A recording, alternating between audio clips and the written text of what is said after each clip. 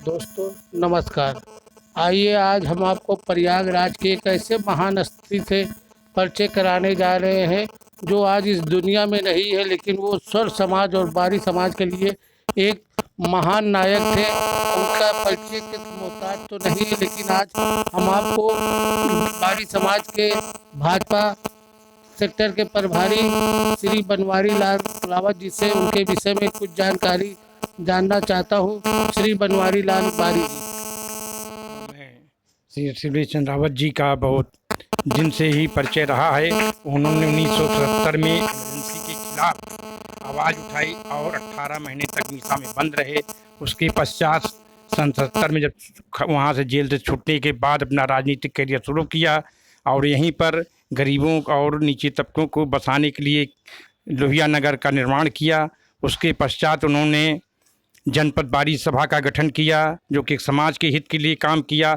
और फिर उनके बाद यहाँ नैनी की जो मलिन बस्तियाँ थी, व्यापारियों को उत्पीड़न होता था, गुंडागर्दी होती थी, हर जन बस्ती में पानी और बिजली कोई समस्याएं दुनिया भर की थी, उसके खिलाफ उन्होंने संघर्ष उठाया।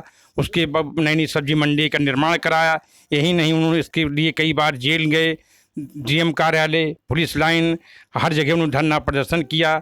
नैनी के जो अविकसित क्षेत्र थे जैसे त्रिवेणी नगर, डांडी, महेवा, आनंद नगर, काजीपुर, चकदाऊ नगर, गांधीनगर, जो विकास हुआ था, एक विकास की जो नींव रखी गई थी माननीय रावत जी के द्वारा ही रखी गई थी। उसके पश्चात उन्होंने सन 1989 में एक सभासद का वार्ड नंबर 40 से चुनाव लड़ा जो कि इलाहाबाद में एक द्वितीय स्थान था उनका चुनाव। वोट पाने के लिए 39 वोट पाए थे। वो निर्दलीय लड़े थे। अच्छा, कांग्रेस नहीं, कांग्रेस नहीं, वो निर्दलीय चुनाव लड़े थे और लगभग 39 वोट पाए थे जो कि इलाहाबाद में दूसरा स्थान था। मगर वो देखा जाए तो सर्वाधिक स्थान था क्योंकि चांद बाबा के बाद उनका ही स्थान था।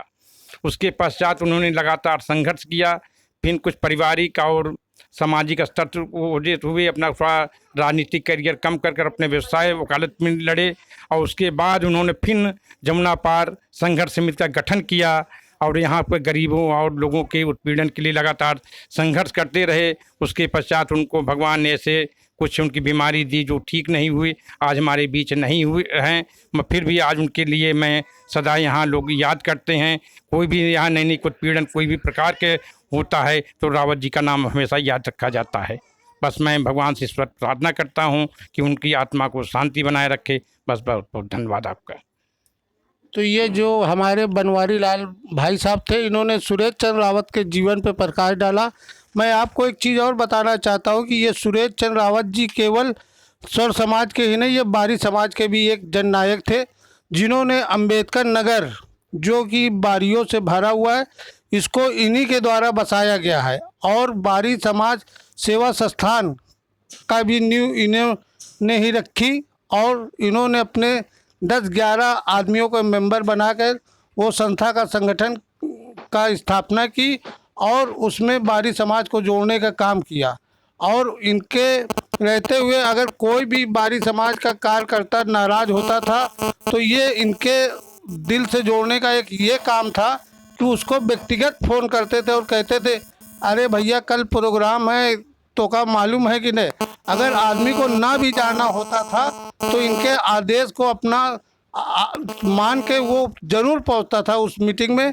ये इनके अंदर ये एक जो है प्रतिनिधि करने का नेतृत्व था जो कि ये सब समाज को जोड़ते थे और बारी समाज को एकजुट करते थे।